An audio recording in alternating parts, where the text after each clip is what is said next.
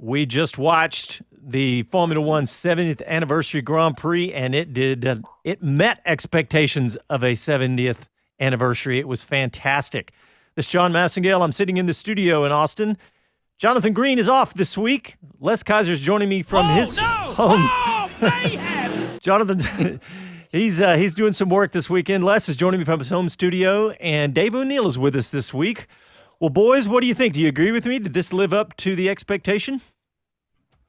Hey, I think it bode well for a 70th anniversary. We saw strategies play out. We saw fumbles come into play.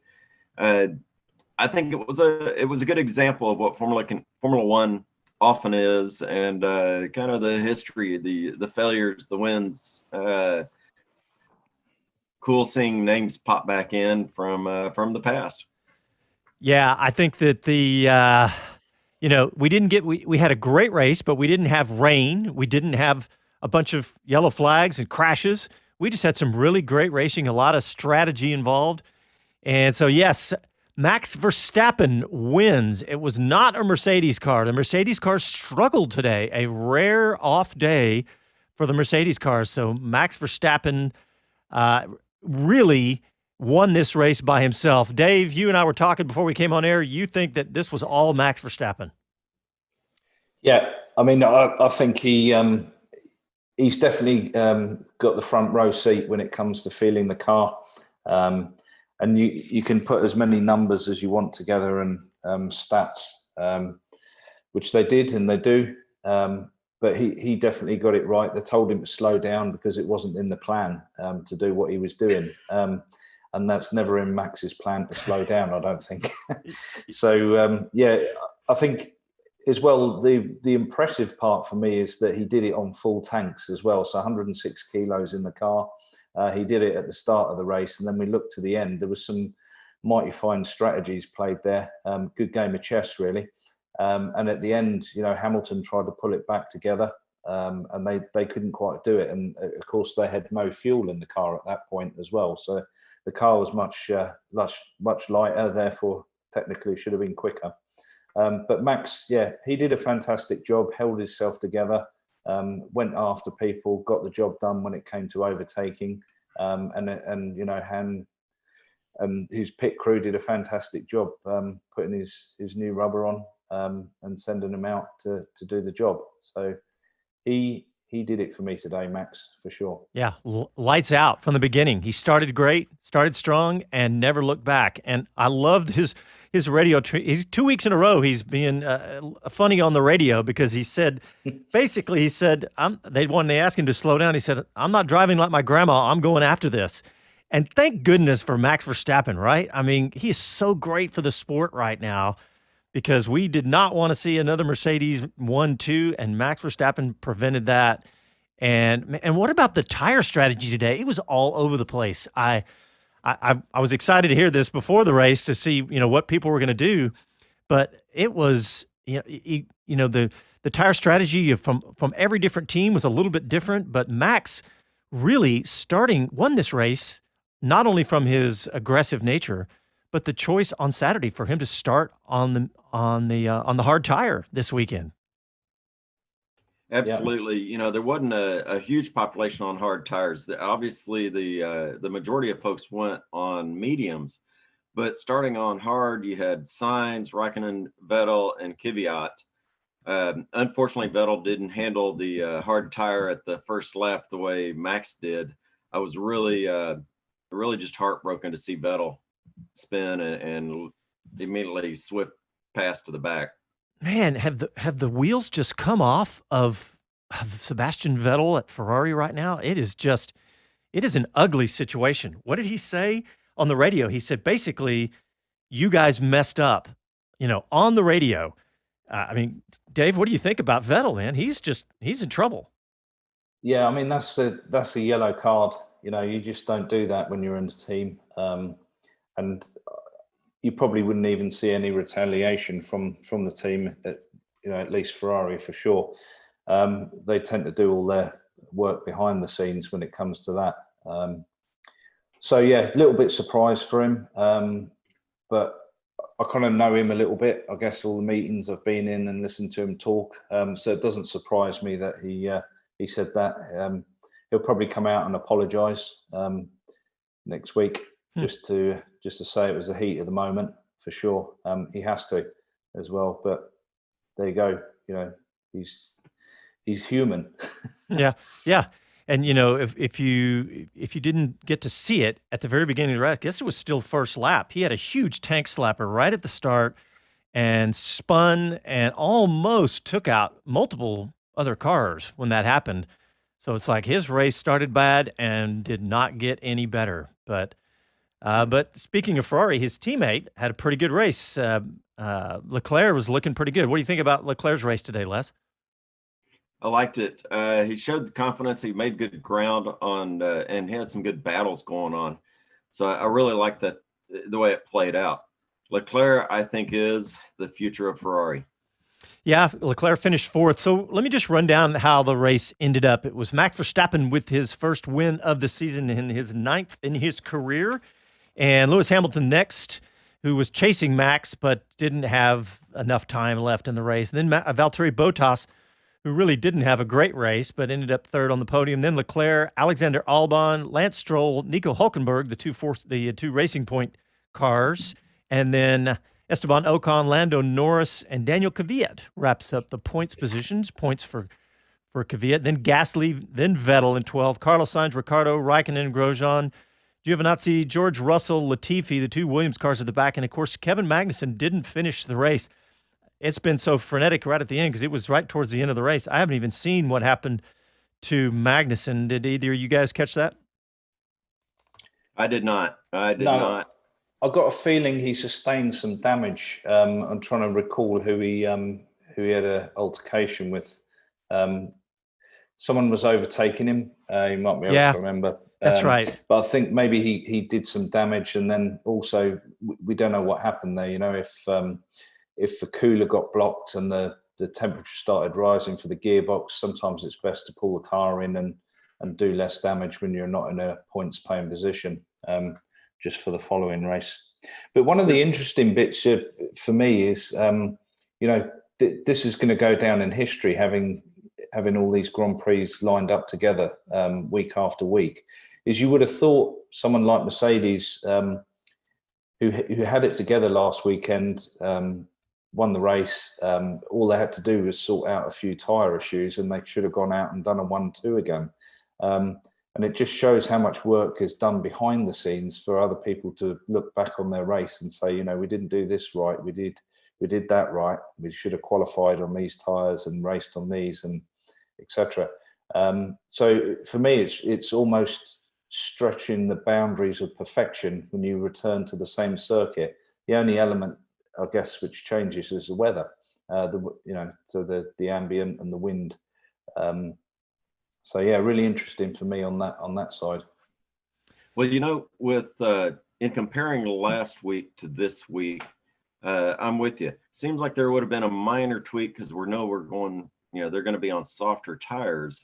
But there wasn't one physical aspect that was mentioned earlier, or that you mentioned about they found something on one of the turns after last week's race that they finessed and groomed on the track surface itself so that it wouldn't cause issues. And it was suspect that it caused some of the issues last week. So I'd say that. But, the minor tweak, I almost feel like they turned the knob the wrong direction from last week to this week to have Mercedes go through such a drastic change. Yeah, I think what I was picking up from some of the commentary and also the driver feedback is that the tyre pressures, as ever, are crucial. But in this particular point, they all seem to have been raising the tyre pressures, therefore making the thing more of a pressure vessel, like a balloon effectively as well. And I think Mercedes quite possibly went too far by the sounds of it when it comes to pressures. Therefore, the tyres started to delaminate and overheat too quickly. And I think that's one thing that Max seems to be king about is managing his temperatures. whether know, it's with the heat from the brakes, or whether it's not sliding the car as much, or turning in earlier or later. Whichever he's doing is he's certainly getting the most out of the tires, and yeah. it's paying dividends. And he's done that a lot in his career. And you know, you're talking about what you just said, David, about Mercedes and the tires. Is that I'm looking at my notes. Lap 6, Mercedes was already on the radio to Bottas saying, "Hey, tire wear already, tire temperatures already," and that was only on lap 6. So and I didn't hear anybody else talking about tire temperatures at the very beginning of the race. So, I mean, yeah, this could just be a rare mistake for the Mercedes team. And like you said, Toto Wolff did not look happy, but yeah, not only with the drivers, but with the team, with the tire pressures and everything. So I'm just looking through my notes early on. I looked at my notes, and Bottas had noticeable wear strips as early as lap 12. And then what about when Hamilton was thinking about making this a one-stop race and going to the end? I mean, his tires there were 2 major wear strips on the I think it was the left rear maybe, but there were 2 major strips on the tire. And then the team radio was saying the tires are fine except for the wear strips. I was laughing out. I was like, really? The tires are fine? And then his response was, am I going to have another blowout? And so I couldn't even imagine that they were going to try to take that to the end. But yeah, that was just a complete meltdown from a technical standpoint for Mercedes, because I mean, we saw how fast they were. They were a full second, and have been all year, a full second ahead of everybody. And to not be able to keep the pace, it's just amazing that they weren't even close. But Les, what else struck you about today besides Mercedes tires and Max Verstappen's incredible win? This was easy for me. Albon and Gasly had some great battles while they were near each other. You could tell Gasly was really reaching for all the performance he could. Albon knows that if he has many more performances like we've seen over the past couple of weeks against Gasly specifically, he might be looking for another seat. And my gosh, you hate to see him lose that, but he knows it's for real. Yeah, I did see that battle. That was a good battle with Albon, and do you think that he did enough? It seems like we said this exact same thing last week. Did he do enough to keep out of that hot seat? He finished 5th today. I'm going to say he probably did. Is he free for a long time? You've got Gasly wrapping up in 11th, Albon in 5th. That was good, but it hasn't been great, I'm going to say. Albon has a few things going for him. His nationality in being in that company's seat is a plus for him. His skills, we've seen the way that Gasly can perform and has performed. He earned that spot to begin with in Red Bull a couple years ago, and then was dethroned, if you will, by Alex. Performance, it's not over, Alex. Keep on charging, or you got somebody breathing down your neck. All right, so right behind Albon, we had end of the race was Lance Stroll in 6th, Nico Hulkenberg in 7th. Great race for Hulkenberg, I suppose, just because, I mean, I know he ended up moving down, but I still, the fact that he's just so new back to the car. But what to me is what's interesting about where they finished 6th and 7th, that gives them 14 points for today's race, almost adding back the 15 that got taken away in the penalty. So, it goes back to what I was saying in the pre-show, is that it was worth it. It was worth it. If you can make up the points in one race that you got penalized, and we talk about the 400,000 euros is a drop in the bucket. Who even cares about that? But the fact that you can make up those 15 points, I know championship points are so, they're just so valuable, right? But the fact that a team, can make them up in one race, I think that's well worth it. But, well, let's go back to Leclerc. What do y'all think about his race? And, we've talked about Vettel's end up with his disastrous race for Ferrari. But what about Leclerc and his race today as far as doing what, ending up in fourth where Vettel can't even come close to really not even the top 10 right now? I think Leclerc, he drove a fantastic race today. You have to look at the difference between the two drivers and also the time delta as well. I think he got on with it. He got in the zone and he put his head down and did a team job today and got them some really good points. It's not going to be like this forever. Ferrari are going to recover. Whether it's sooner or whether it's later, they will do. And they just need people that are going to play for the team when they're slow, when they're down. The interesting bit will be what kind of reception Sebastian's going to get when they go to Italy. I know there's no crowd there, but with the journalists and the reporting, I wonder how he's going to fare. So. All right, guys, well, let's take a quick break, and we'll continue to break down the 70th Anniversary Grand Prix. We're going to look at the drivers' standings after this because it's made a big change with Verstappen's win. You're listening to Speed City. Back after these messages.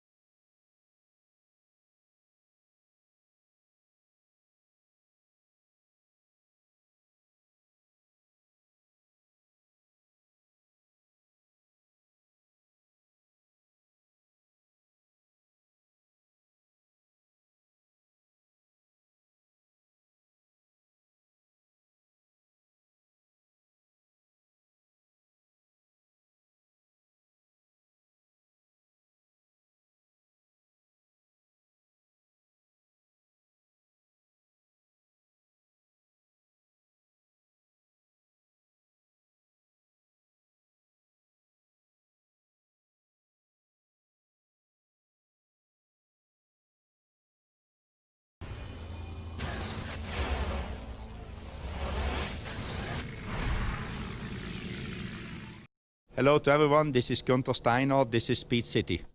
You're listening to Speed City F1 on Sirius XM. Welcome back to the show. Give us a call and let us know what you thought of the race today. Phone number is 512-643-LIVE, 512-643-5483. Hey, boys, think about this. After the British Grand Prix, Bottas was already 30 points behind Hamilton. After today, Verstappen is only 30 points behind Hamilton. So, what a difference one race can make. And I'm excited as I can be that Max Verstappen won today. And just looking at the driver standings, so obviously with Hamilton in the lead after Verstappen's win today, so 107 points for Lewis Hamilton, 77 for Verstappen, 73 for Bottas, Charles Leclerc, 45, Lando Norris, 38, Alexander Albon, 36, Stroll with 28, Sergio Perez, 22, Daniel Ricciardo, 20, Esteban Ocon with 16. And, I don't expect Verstappen and Red Bull to be able to pull this off every week, but, man, it was nice to see.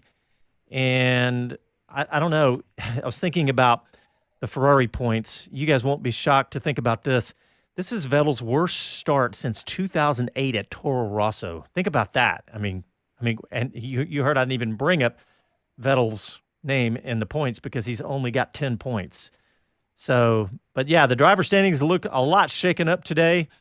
And I think that, it bodes well that Mercedes can make a mistake or two and keep us all excited about the Formula One championship. But Les, what else from today's race? I mean, I know you love to watch Max Verstappen. You've said it many times, but moving down the grid, anything else excites you? You mentioned Albon earlier. What about any other points from today's race?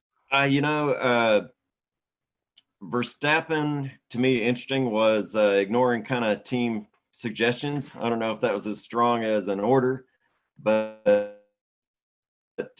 ignoring that, his pace where he lost his lead in the pit, although briefly when he exited, he was back in place by less than a lap. I enjoyed seeing that head of steam out of Max and showing very well. When he came out and he was paired up with Bottas out of the pit lane, I love that. I love that combination of Bottas and Max together, to be quite honest.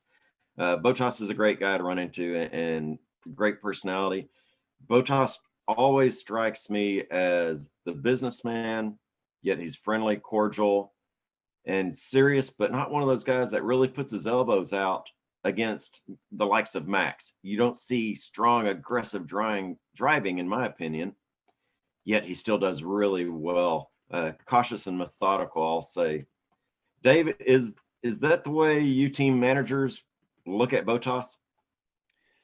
I think you probably hit the nail on the head there. Yeah, he doesn't get his arms out. I don't know whether it's kind of spatial awareness or understanding who's around him, but certainly he leaves the door open. And he's just not an aggressive person. You know, he's a racer, and I think once everything's clean and tidy around him, he's as fast as Hamilton. But when it comes to shutting the door, I just don't think he's quite got the aggression or the discipline, I guess is the proper word, the discipline to keep people behind him or make his car wider than other people like Hamilton and Verstappen have a natural ability to do. So, yeah, you're probably right there, Les. Yeah, and I think Bottas, he is that way in person, like you said, Les, but you can just see it in every interview. I mean, he's just a calm, steady force. But, hey, I want to ask you something, Dave, because last weekend, Grosjean swerved when he was being passed twice. Well, that happened today, and it looked like an instant replay when Hamilton, lap 46, when Hamilton was passing Leclerc right there towards the end of the race. Leclerc moved just like Grosjean. I mean, I know Grosjean gets a bad rap. He gets I say a bad rap. He gets a ton of abuse on social and everywhere else. What do you think about it? Is there a double standard there?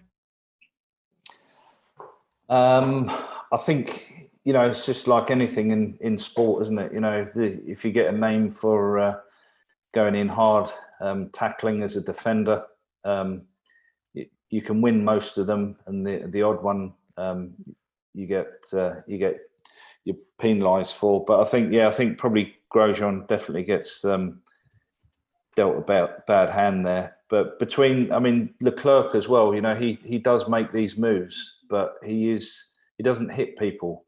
Most of the time he's pretty clean with his moves. And also they might have, he did make just one move, which you're allowed to do. You're allowed to make one move, and he did that, and it was very close. So, yeah. Well, when I saw that today, it looks so much like the Grosjean move from last week. It's just almost identical. So I thought, hey, let's at least discuss that. But another question for Gunter next week. Then hopefully if we can get him on. Yeah. Hey, what about the team radio from both Hamilton and Bottas right towards the end of the race? It was to Bottas, it was free to race, just don't hit each other, and Hamilton, free to race, keep it clean. That didn't turn out to be a big battle. It looked like the that Hamilton made quick work of that. But I was glad to hear that and say, hey, instead of being super cautious, they were saying go after it.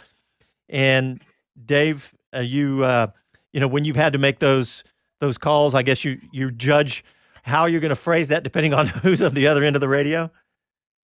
Yeah, well, I think it probably means something else. There's probably another bit of code there from Mercedes. You are free to race, but Lewis is definitely coming past you, type thing. So keep it clean. But you can see on the times as well. Bottas was, Lewis had newer tyres. He had the potential of doing something. A bit unrealistic, but he still had the potential to do something 4 laps in to the end of the race. But yeah, you kind of, most of that stuff is discussed beforehand, so you know that you're going to have to make a call. So you give out the warning shot first, just to make sure they know all bets are off, and then if someone's meant to give up a place, you get told once, twice, and then the third time the team principal will normally come on and give the order. So. As we know, sometimes that works and sometimes that doesn't. Depending, Vettel's been on the 21 multi 21. Yeah. Hey guys, we have a caller on the line. Let's welcome. Hey Larry, welcome to the show, buddy. How are you?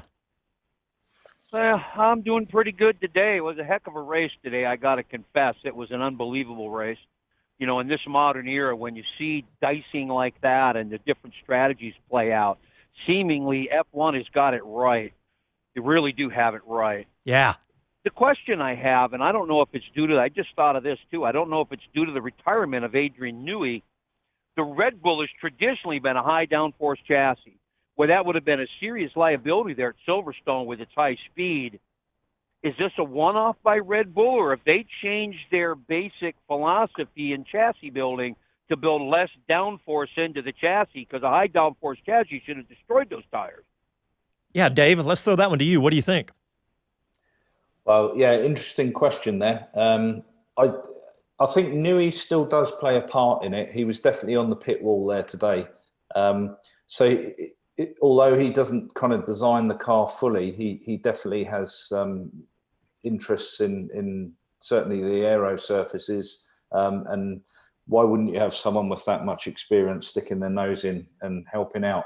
I think what we also have to do is give credit to Honda. They've definitely played a part in pushing the horses in the power unit, and the strategy and deployment with the battery power as well. I think an awful lot of hard work has gone into that part of it. And again, we have to look at the drivers. This is definitely, are both drivers the same? No. Max is definitely, I would say, half a second quicker than Albon on the day. So Max, for me, today made the difference. For sure, they've probably got the cars are probably the same. They have the budget to be able to put all the updates on both cars, so you don't have to choose one driver or the other. And again, they had 7 days to go away, come back and fine tune the car physically, and also with their strategies as well. So there's probably 4 elements that made the Red Bull today the race-winning car. That was the driver, the engine, and also the teamwork that went into it, and the strategy, the way the tyres were looked after. So I don't know if that answers your question. I don't think it's as easy as pinpointing what the difference is aero-wise. Most of the aero is down to a new front wing, and then from that you develop back from there. So I'd say they have got it right. They're right on the crust of doing the business this year, I think, Red Bull. And if they had someone a little bit quicker in the car or brought Albon up to speed, they'd definitely be in the race for the top 4 every single race for me. And thinking about, have you had a teammate that could help you? We all know how important it is to have a teammate that can be up there with you, helping you and blocking and whatever else. So, hey, Larry, I know you're trucker and traveling. Where are you today? Well, I'm a little place in middle of it's extreme western Virginia, about the central part here. There's a pulp mill kind of out in the middle of nowhere, and I'm sitting right now with some dead chicken in front of me, and but I had to comment.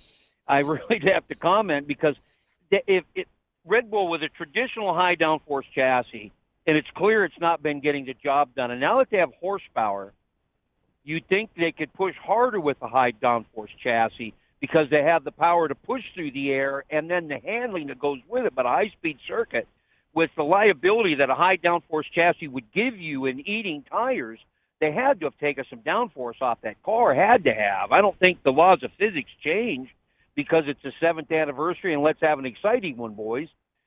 But they have done something with that car. Now, granted, Honda stepped up. Honda's got it done. They're determined not to lose. They have the resources and the engineering talent to provide a top-flight power plant. It appears that that's done because, as they said on the broadcast, they won on pace. It wasn't through no strategy or shenanigans other than the choice of tires. Yeah. That car's capable. Absolutely. And that's what this sport really needs, is a capable automobile. And I think they have, if like you're saying, if they had somebody to help Max out, I think they've surpassed surpassed Ferrari. Well, Ferrari's the one that really is extremely troubling. Yeah, it's rough. Well, Larry, hey, Larry, buddy, we appreciate it, but we're out of time. We got to go to the break. But thank you very much for your phone call. Great question, and I appreciate you tuning in and listening. All right, let's go ahead and take a break, and we'll be back after these messages. We got another caller on the line. We'll grab him when we come back after these messages.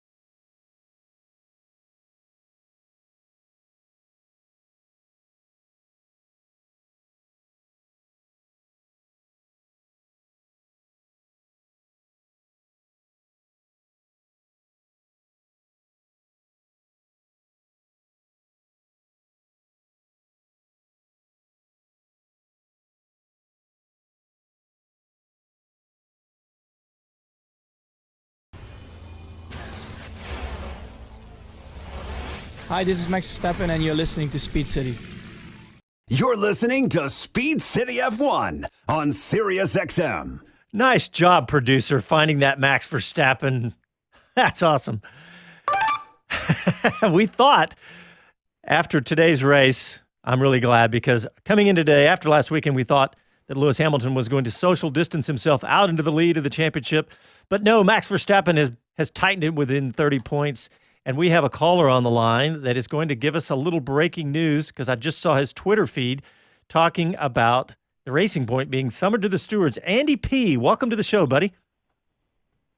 Good morning, guys. Good to talk to you again. You too. So what's going on? I just saw your tweet about the stewards calling the Racing Point team. What could it possibly be? Well, it's definitely about the brake ducts, which is, the story, I think, of this weekend, other than the race itself. So, I mean, again, where this is going to go, who knows? This is such a weird, complex thing. I've tried to dig into it a couple of different ways, and it almost reads like if you look at each of the individual issues that the FIA was trying to address, it kind of sort of makes sense. But when you put it in perspective of the entire ruling, it almost counteracts itself, doesn't it? Yeah, this is really... I'm not quite sure, but there's definitely a fight on. There hasn't been, like you say, there hasn't been a ruling wrong or right on it. And I think it's just going to go on and on until someone finds a solution in the rules somewhere that can put it to bed. And certainly Stroll's not going to give up on it. So I don't know. I haven't got a real defined answer for it. I just think it is a mess, and it's something that we just don't need to see in Formula One. We saw the race today. That was fantastic. And that's what we want to see outside of the paddock is just racing, really. Yeah, we want to see good racing. Well, good racing, yeah. Hey, well, Andy, what did you think of the race today, though? Yeah, I mean, I thought this was much more tense, I think, of an overall race watch, simply because you had a little bit much more unknown with all the tire issues going on. Yeah, I mean, it wasn't the best from my team's perspective, but I mean, in terms of, hey, we finally saw what it took to finally defeat a Mercedes this year. So who's not happy about that other than, the hardcore Merc fans? Yeah, nobody's disappointed with that for sure. And I think that, if we can see more Max Verstappen battling for wins, that's going to make everybody happy, no doubt. Well, Andy, what about your team, your McLaren boys? I know you're a big McLaren fan. A bit of a tough day for them. I mean, Carlos was doing really, really well, kind of, I think, got all the way up to, fourth place. And then they had a really strange slow pit stop that I haven't been able to quite figure out exactly what happened there. Lando showed well, but I think the tire issues that were plaguing everybody else really plagued them as well. Couldn't necessarily push on his second stint. I think I just heard him say on another interview that was like the worst second stint of his life. So, I think he had it was a frustrating day for them, but, they did come away with points. That's always a positive. And hopefully, I think overall as a team, I think the team is still projecting upwards and everything like that. I mean, they're going to come into that Mercedes power unit next year. So there's really good times ahead. I think just the heat of everything today kind of got him a little bit. Yeah, that could easily be the case. But, well, Andy, thanks a lot for calling, buddy. Anything else you can think of before I let you go? No, like I said, just good to talk to you, and on to the second of the triple headers. There you go. Exactly. Back to back to back. Second time. Thanks, Andy. Appreciate the call. All right, you have a good one. Well, guys, I just want to mention at least, apparently there's a big earthquake out in North Carolina, and I was sitting there mapping. I'm wondering, I don't know. I think it's a 5.1, so I haven't heard about people being injured or anything, but I wonder if that's close enough for the boys at Kannapolis at the Haas F1 headquarters over there in North Carolina to feel that one.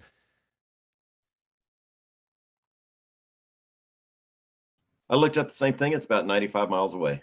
Oh, it's 95. Yeah. All right. Well, thinking of what else we saw in today's race, I know one of the things that struck me was, so last week Hamilton won on 3 tires, but this week he had 4 and only came in second. Maybe there's a strategy we can come up with there. But hey, Les, I want to ask you about the Williams team, because did you see we talked about how well they had done, but it looks like Russell and Latifi both had a pretty sad race because they both finished. They were the last 2 cars to finish, other than Magnussen, who did not finish.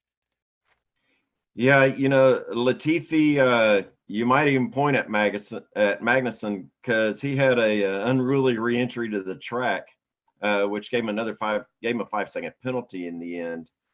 So there's probably some interference there. I just, gosh, I want Williams to be higher in the ranks, but I don't know what's to do. And I don't know if it's fair to point at Claire Williams and pin so much of it on her. In a lot of the online discussions, you're seeing people point at her, and isn't it time that the daughter did something else? I really don't know. That's hard to appraise from my seat. Dave, what do you think? Is it fair? Is it unreasonable? What when somebody says that about Claire? I think it's probably unreasonable, really. Knowing what she kind of does in the team, she doesn't really design the car. She's more of a figurehead, stands beside her dad effectively, and tries to emulate what he would like to do. It's a huge team, and you can't, just like anything, you can't blame one person for it. It's a team effort. And also you can't get better that quickly as well. So they're coming from the deep depths of despair last year. They have moved forward. They got a really good driver with Russell in the car. Latifi, I don't know. Again, he's there making up the numbers without being rude, bringing the cash, keeping people in jobs. So he's doing his job on that part. But I think that the team is making moves forward for sure. They've got a really good power unit in the back, so we know that isn't a question. So I think it's all really down to tyre management, how they can put more downforce on the car, stick the car to the ground more, and then start using the tyres. And if you don't have the downforce, you can't use the tyres. And you see what people are doing who are using the tyres at the front of the field. I bet you the Williams tyres look brand new at the end of the race. So, yeah, I think she gets a bad press, honestly.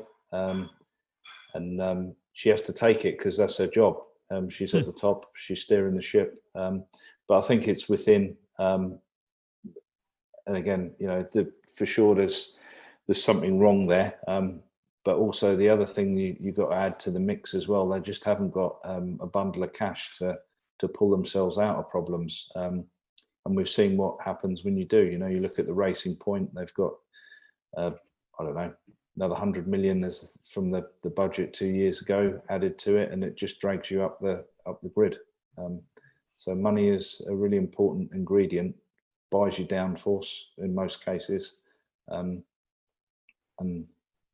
I guess they just have to see the bad times out, try and move forward even further. Like you said, it's part of that's part of his role is bringing that money. He actually had it's funny, he's not looked, like you said, not great all year, but he had a decent drive today. He was pretty much on Russell's pace throughout the race, and he crossed the line only 0.6 seconds behind him. So he was actually fifth fastest in terms of fastest lap, 2.2 seconds off Bottas. So did Russell do a three stop and Latifi a two? Yeah, I don't know how that played out. Yeah, Latifi. No, they both did three stops. It looks like. Both did three. Yeah. Hey, we have a comment from Facebook on the video. Thanks, Sean, for following us there. He says Vettel versus Ferrari seems to be heating up. Yeah, we heard that comment back to the perch. It's somewhat out of character for a driver to say that back to the engineering group, but maybe not so much with Sebastian. But you throw that in with certainly a tumultuous situation right now. Is this cracking the door open more for Sebastian's exit? What do you think, Dave? I think he's kicked the door open. Kicked the door open, yeah. They did do that a few years ago when they got rid of Prost halfway through the season. So I don't think they got any worries in showing anyone the door. The interesting bit would be who would jump in there. And you have to say, Giovinazzi's probably not in the position to do so. Maybe they have Kimi back for the rest of the year. There you go. Good. Yeah, that would be good for everybody. Good for everyone, yeah. Hey, Dave, you were talking about. Oh, well, sorry. Go ahead and finish your thought.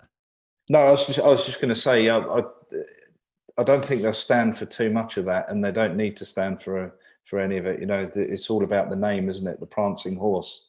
You have to think about the drivers from Ferrari, but you don't have to think about the team. Yeah. Hey, Dave, what I was going to say is you were talking about the pit stops a while ago for the Williams team. They both had 3, which is only there's only two other drivers had 3. Ricardo had 3 stops, and Hulkenberg had 3 stops. That's how Hulkenberg went from, I think he was in 5th and ended up at 7th after that stop. I think they had to stop for I don't remember. I think it was something to do with a tire requirement. Maybe they hadn't. I don't know. Maybe they hadn't used a tire, but I also want to point out that Leclerc only had 1 stop, finishing 4th, and Ocon only had 1 stop, and the only other driver, Ocon, who finished 8th, 8th, and then the only other driver who had 1 stop was Raikkonen. So, I swear there was so much discussion and strategy about stops. I thought everybody was going to have 3 stops and maybe some with 4, but I think that's what made today's race so exciting and strategic. So, hey guys, let's go ahead and take a quick break. But I think we have another caller on the line, so we'll get to you right after the break. You're listening to Speed City live from Austin, Texas. Back after these messages.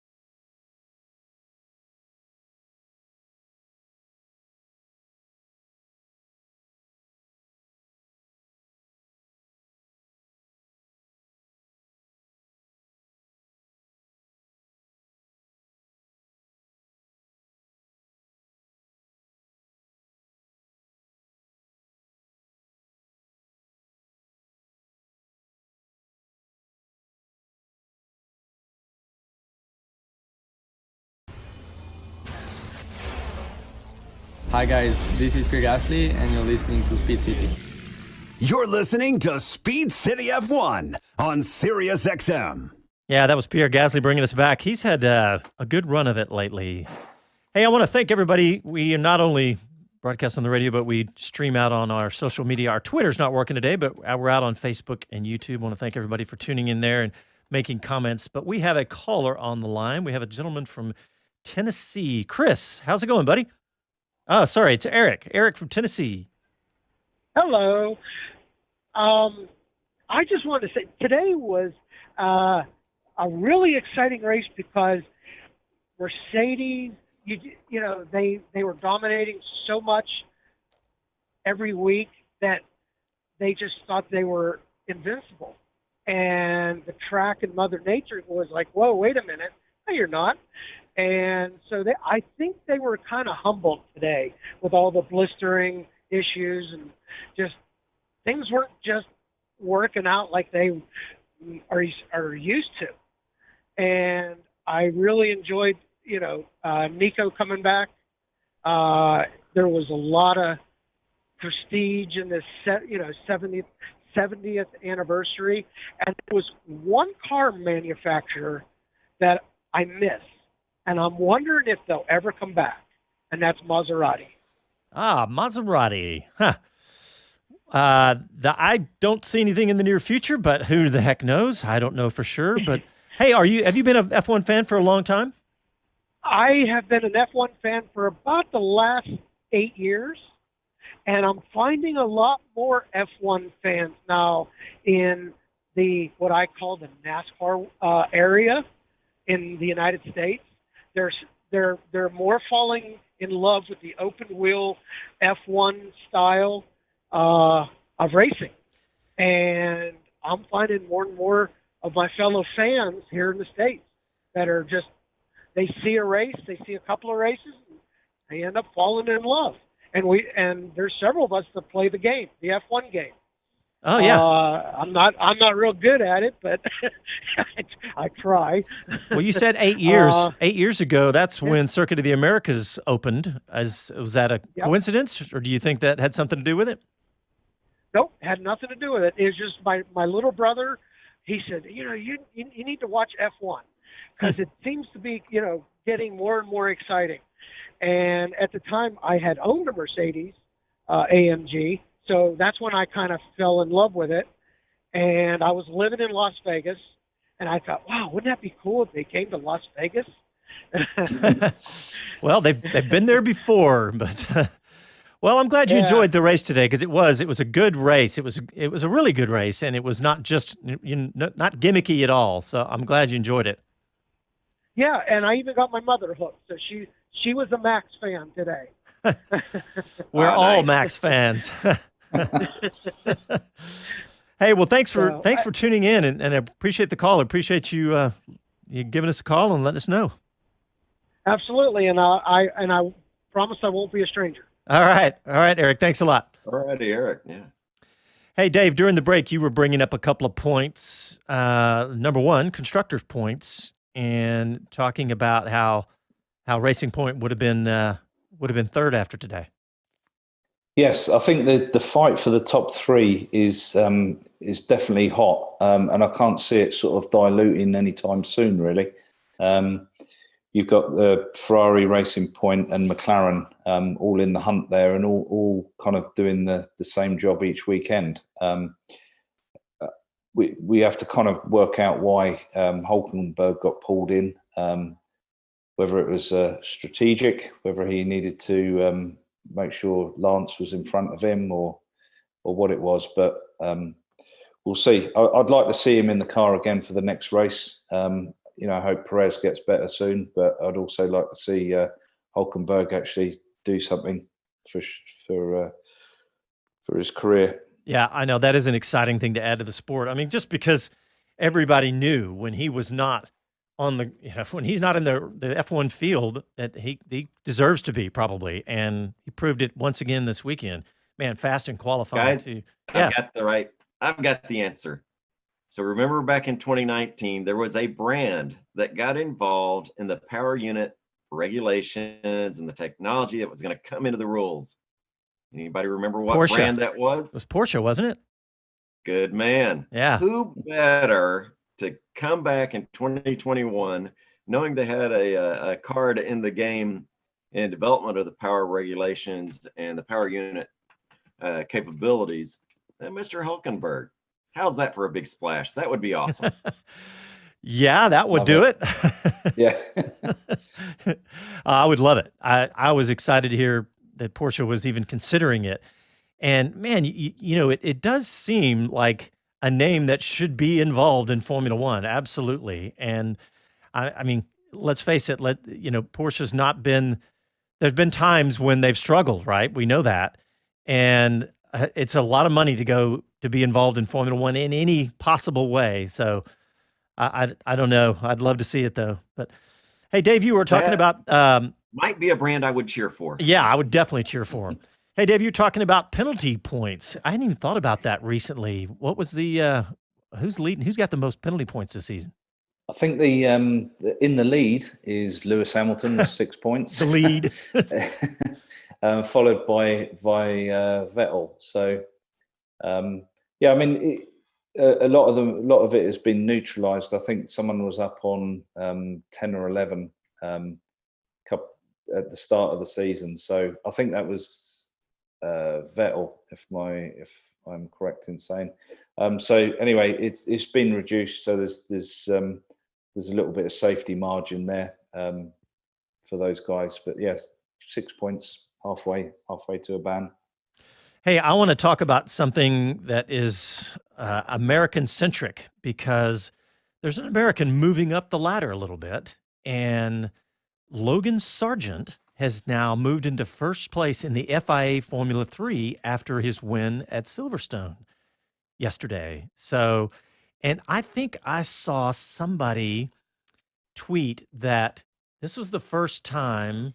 Yeah, I know what the tweet was. It was the first time the American national anthem had been played at a Grand Prix weekend since Alexander Rossi. Like, I don't remember what year it was, but Dave, what do you know about Logan Sargent? I'm excited. I've got an email into his crew, and if he'll check his email, maybe he'll come on the show. But what do you think about Logan Sargent?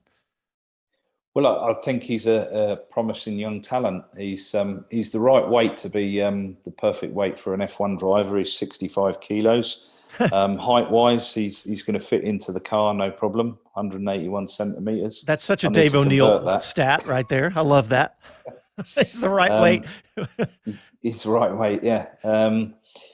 So he's he's come from quite a distance. 2019 he did the Formula 3 Championship. He finished 19th in that. He did the Macau Grand Prix. So Jonathan probably knows him quite well. Finished third in the World Cup there, and jumped into to this season, which he's definitely with a very good team. And to win at Silverstone, you have to be quick. It's not like a Monaco race where a few people crash out and you come home and pick up the trophy. He's definitely quick, definitely a quick driver to be able to put that together at Silverstone. And then the rest of his career, he seems to been on the money. 2018, he was fourth in Formula Renault overall. 2017 in Formula 4, he was third. Had some podiums. So he was there, and then he kind of started in single seaters back in halfway through 2016 and 2017, where he was out in the UAE in the championship there and finished second overall. And prior to that, he was in karting. So he's got a good pedigree. Now, once you get into the Formula 3 and Formula 2, Formula 3, if you can win it the first season out, that's definitely put you on the radar of the F1 teams.